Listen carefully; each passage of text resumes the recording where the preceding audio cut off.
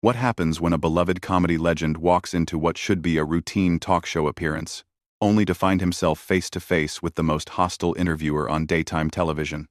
What you're about to witness is the moment Joy Behar's trademark arrogance finally met its match, and the explosive confrontation that followed will leave you speechless.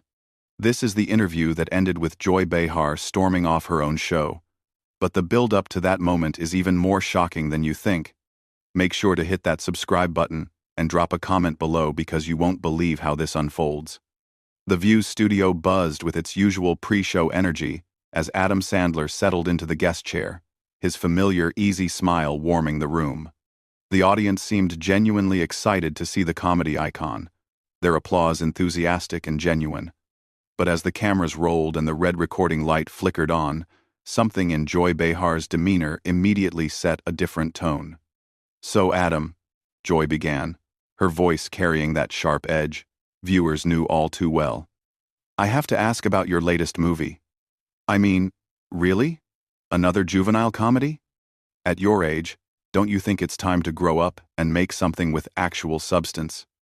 Adam's smile faltered slightly, but he maintained his composure. "Well, Joy, I make movies that make people laugh. I think in times like these, people need something to smile about. You know, comedy has always been about bringing joy to folks who might be having a tough day." "Joy to folks," Joy repeated mockingly, emphasizing his choice of words. "That's interesting, coming from someone whose idea of humor is fart jokes and putting on funny voices. I mean, when was the last time you made a movie that actually said something meaningful about the world we live in?" The other hosts shifted uncomfortably in their seats. Whoopi tried to interject with a diplomatic comment, but Joy bulldozed right over her. "No, I'm serious," Joy continued, her voice rising slightly. "We have real problems in this country, Adam. Climate change, political division, social justice issues, and here you are making millions off the most basic, lowest common denominator entertainment. Don't you feel any responsibility to use your platform for something more important?" Adam took a measured breath, his famous laid-back demeanor still intact but showing the first signs of strain. "Look, Joy, I understand you have strong feelings about this, but I think you're selling both comedy and audiences short. When a kid laughs at one of my movies, when a parent gets to forget their stress for an hour and laugh with their family, that matters. That's meaningful." "Oh, please," Joy scoffed, actually rolling her eyes on camera. "That's just Hollywood spin. You're making mindless content that dumbs down society. Kids should be learning about important issues, not wasting their time on your infantile humor." The tension in the studio was becoming palpable. Even the production crew behind the cameras looked uncomfortable as Joy's attack continued relentlessly. "And another thing," Joy pressed on, clearly warming up rather than winding down. "Your movies consistently portray women as objects or one-dimensional characters. How do you justify perpetuating these harmful stereotypes in an era where women are fighting for equal representation?" Adam's jaw tightened almost imperceptibly. "Joy, with respect, I think you're mischaracterizing my work. I've worked with incredibly talented female comedians and actors. Many of my movies have strong female characters, and I've always tried to create roles that showcase women's comedic talents. Name one?" Joy shot back immediately, leaning forward aggressively. "Name one movie where the woman isn't either the nagging wife, the unattainable love interest, or the butt of the joke." "Well, in Grown Ups, Maria Bello and Salma Hayek both had substantial roles where they were equal partners to their husbands in the story. In Billy Madison, Bridget Wilson's character was intelligent and independent. In Happy Gilmore, Julie Bowen played a successful professional who wasn't defined by her relationship with my character." Joy waved dismissively. "Those are supporting roles at best. Token characters to make your movies seem less sexist than they actually are. You're part of the problem, Adam. You have influence, you have money, you have power, and what do you do with it? You make movies about golf and football and man-children who refuse to grow up. The audience was beginning to murmur, some clearly uncomfortable with Joy's increasingly hostile tone. Adam glanced briefly at the other hosts, perhaps hoping for some intervention, but they seemed frozen by the intensity of Joy's attack. "I think," Adam said carefully, "that entertainment and activism can coexist without one invalidating the other. My job is to entertain people, and I take that seriously. But that doesn't mean I don't care about important issues or that I'm somehow damaging society by making people laugh." "Your job," Joy interrupted, "is whatever you choose it to be. And you've chosen to be part of a system that keeps people distracted from real problems while making yourself rich in the process. That's not entertainment, Adam. That's exploitation." The words hung in the air like a challenge, and for the first time since the interview began, Adam Sandler's famous smile completely disappeared. Something had shifted in his expression, a hardening around the eyes that suggested Joy Behar had finally pushed too far. "You know what, Joy?" Adam said quietly, his voice carrying a weight that made everyone in the studio lean in slightly. "I think we need to talk about exploitation." The studio fell silent as Adam's words registered. Joy's confident smirk wavered for just a moment, sensing that the dynamic was about to change completely. "Exploitation," Adam repeated, his voice steady but carrying an unmistakable edge. "Since you want to talk about using platforms responsibly, let's examine your track record, Joy.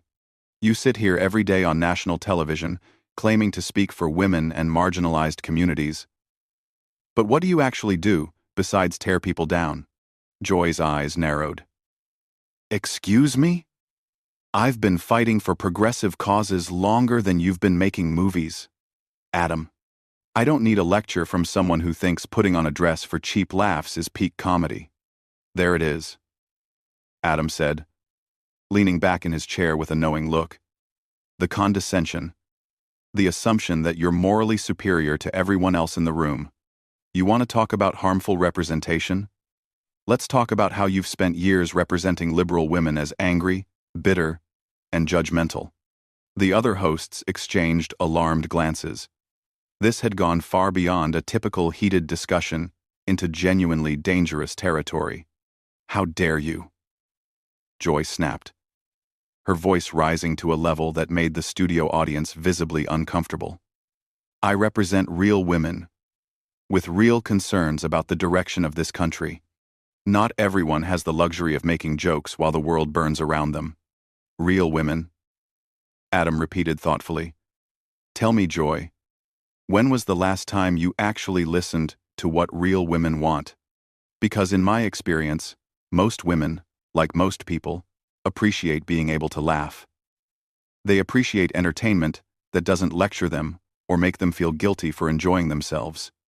That's because they've been conditioned by a patriarchal society to accept substandard content." Joy shot back. "It's internalized misogyny, Adam. These women deserve better than the garbage you're feeding them." Adam shook his head slowly. "Do you hear yourself? You just dismissed the opinions and choices of millions of women because they don't align with your worldview. You're literally saying that women who enjoy my movies are too stupid or too brainwashed to know what's good for them. How is that empowering?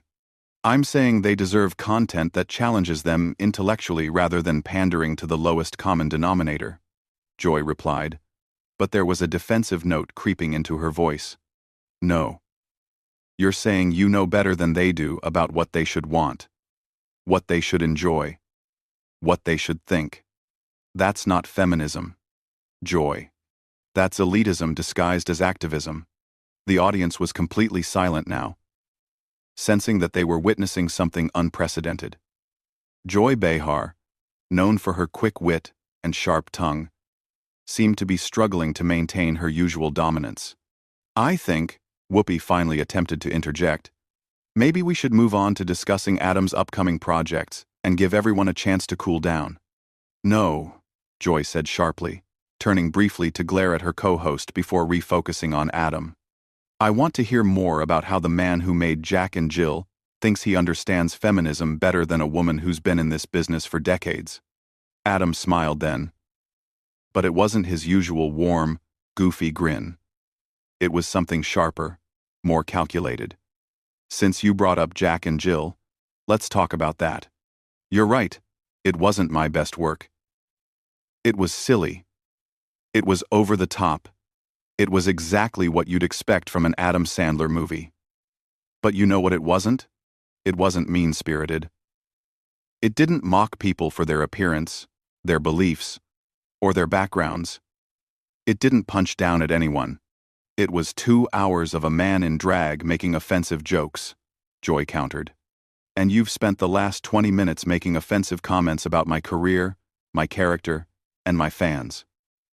The difference is, my movie was clearly labeled as comedy. Your behavior is being passed off as journalism. Joy's face was beginning to flush with anger. Don't you dare compare your Hollywood nonsense to legitimate political discourse. I'm holding you accountable for your impact on society. No. You're grandstanding, Adam replied calmly. You're using me as a prop in your ongoing performance as the moral authority of daytime television. You don't actually care about my movies or their impact. You care about demonstrating your intellectual superiority to your audience. That is absolutely ridiculous. Joy sputtered. But her usual composure was clearly cracking. Is it? Then tell me, Joy. What specific scenes in my movies do you find most problematic? Quote me some dialogue that you think is harmful. Give me concrete examples of how my work has damaged society. Joy opened her mouth to respond, then closed it, clearly caught off guard by the direct challenge. You can't, can you? Adam continued. Because you haven't actually watched my movies. You're critiquing an idea of what you think my movies are based on cultural assumptions, and maybe some clips you've seen online. You're literally judging work you haven't experienced firsthand. I don't need to watch every Adam Sandler movie to understand their cultural impact, Joy said, but her voice had lost much of its earlier venom. Actually, if you're going to publicly attack someone's work on national television, yeah, you kind of do. That's called intellectual honesty. Joy. It's the difference between legitimate criticism and character assassination. The tension had shifted dramatically. Where Joy had started the interview as the aggressive prosecutor, she now found herself on the defensive, struggling to maintain her position against Adam's increasingly pointed responses. You know what your real problem is with me? Adam asked, his voice growing quieter but somehow more intense. It's not my movies. It's that I'm successful making content that doesn't fit your narrow definition of worthwhile art. It threatens your narrative that entertainment has to be either politically correct or culturally irrelevant. Joy's hands were visibly trembling now, whether from anger or something else entirely. My problem with you is that you waste talent and opportunity, while real artists struggle to get their meaningful work seen. And there it is, Adam said with a sad shake of his head. The real Joy Behar worldview. Success without your approval is illegitimate. Joy without your permission is wasteful. You've appointed yourself the gatekeeper of what entertainment should be, and anyone who succeeds outside your parameters must be torn down. Joy's eyes flashed with something dangerous as Adam's words hit their mark. The careful veneer of television professionalism she'd maintained for decades was crumbling in real time. You think you're so clever, don't you? She said, her voice now carrying a bitter edge that made everyone in the studio uncomfortable. Coming in here with your fake, humble act, pretending to be just a regular guy who wants to make people laugh. But I see right through it. Adam, what exactly do you see, Joy? Adam asked, genuinely curious now about where she was heading. I see a privileged white male who's built a career on mediocrity and is now lecturing me about integrity. You've coasted on nepotism and industry connections, while actual talented people, women, people of color, have been shut out. And you have the audacity to sit there and act like you've earned your success through merit. The accusation hung in the air like a toxic cloud. Even the other hosts looked shocked at how personal and ugly Joy's attack had become. Adam's expression hardened completely.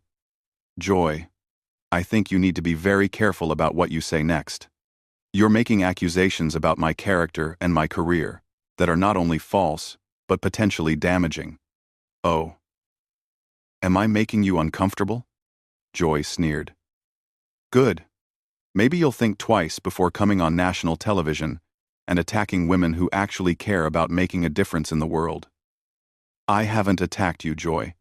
I've responded to your attacks on me with facts and observations about your behavior. But if you want to make this personal, let's talk about your career. Let's talk about how you've built your brand on being the angry liberal woman who tears people down for not meeting your impossible standards. How dare you, Joy spat, her face now noticeably red. I have spent my entire career fighting for progressive values, for women's rights, for social justice.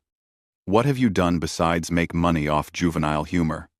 I've made millions of people happy, Adam replied simply. I've given families something to enjoy together. I've provided work for hundreds of actors, writers, and crew members. I've donated quietly to charities without making it part of my public image. But most importantly, I've never used my platform to personally destroy people who disagree with me. You're destroying society with your mindless content, Joy shot back. But her voice was becoming shrill now. Desperate. No, Joy. You're destroying discourse with your toxic approach to disagreement. You can't handle the fact that someone just challenged your behavior, so you're escalating to personal attacks and unfounded accusations. This is exactly why people are tired of this kind of politics. Joy stood up abruptly from her chair, her movement so sudden that it startled the entire panel. I don't have to sit here and be lectured by someone who thinks Saturday Night Live reject sketches are high art. Nobody's making you stay, Adam said quietly, but his words carried clearly through the studio's sudden silence. What did you just say to me? Joy demanded, her voice rising to a near shout. I said nobody's making you stay. You're choosing to be here, just like you're choosing to behave this way. You're choosing to attack me personally, because you can't defend your position intellectually. You arrogant piece of trash, Joy exploded, completely losing control now. Who do you think you are coming into my house and disrespecting me like this? The audience gasped audibly. Sunny Hostin covered her mouth in shock. Sarah Haynes looked like she wanted to disappear into her chair. Even Whoopi, who had seen plenty of heated moments on the show, looked stunned by Joy's complete meltdown. Your house? Adam repeated, raising an eyebrow. This is a television studio, Joy, not your personal kingdom. And respect is earned through behavior, not demanded through position. That's it, Joy screamed, her voice cracking with rage. I'm done with this. I'm done with you. I'm done with this conversation. I'm done with pretending that people like you deserve a platform. She began fumbling with her microphone, her hands shaking with anger as she tried to remove it. Joy, please, Whoopi finally managed to interject. Let's just take a commercial break, and everyone can cool down. No, Joy snapped at her co-host. I'm not taking a commercial break. I'm not cooling down. I'm leaving. I will not sit here and be insulted by this Hollywood hack who thinks he's better than everyone else. I never said I was better than anyone, Adam said calmly, watching Joy's frantic attempts to free herself from her microphone. But I also won't sit here and be your punching bag while you work through whatever personal issues are driving this hostility. Personal issues? Joy whirled around to face him, her microphone still half attached, and creating feedback through the studio speakers. You think this is about personal issues? This is about principles. Adam, this is about caring about something more than box office, receipts, and celebrity status. This is about you being unable to handle someone disagreeing with you without having a complete emotional breakdown. Adam replied. And honestly, it's pretty sad to watch. Crom. That was the final straw. Joy yanked the microphone completely off, threw it down on the table where it landed with a loud thud, and pointed an accusatory finger at Adam. You know what? Fine. You win, Adam. You've successfully destroyed what should have been a simple interview about your latest forgettable movie. I hope you're proud of yourself. I hope your fans enjoy watching you bully a woman on national television.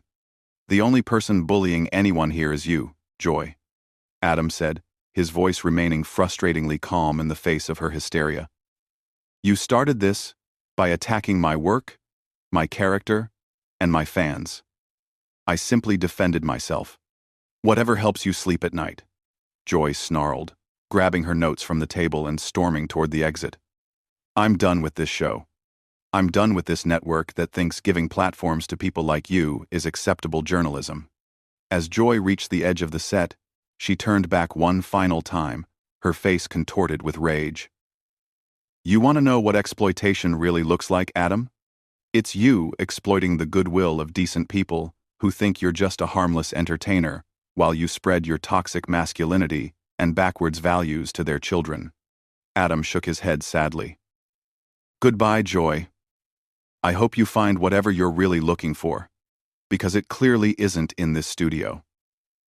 With that, Joy Behar stormed off the set of The View, leaving behind a stunned studio, a traumatized panel of co-hosts, and an audience that had just witnessed one of the most shocking meltdowns in daytime television history. The camera lingered on Adam Sandler, who sat quietly in his chair, looking more disappointed than victorious, as the reality of what had just happened settled over everyone in the room. The silence stretched on for what felt like an eternity, broken only by the sound of Joy's heels clicking angrily down the hallway as she made her exit from not just the interview, but apparently from the show entirely. That's the story of how Adam Sandler's quiet dignity and measured responses completely dismantled Joy Behar's carefully constructed television persona, exposing the toxic behavior that had been hiding behind years of political rhetoric and moral grandstanding. What did you think of Adam's handling of this situation? Was he right to stand his ground, or should he have taken a different approach? Let me know in the comments below, and make sure to subscribe for more shocking behind-the-scenes stories from the world of entertainment.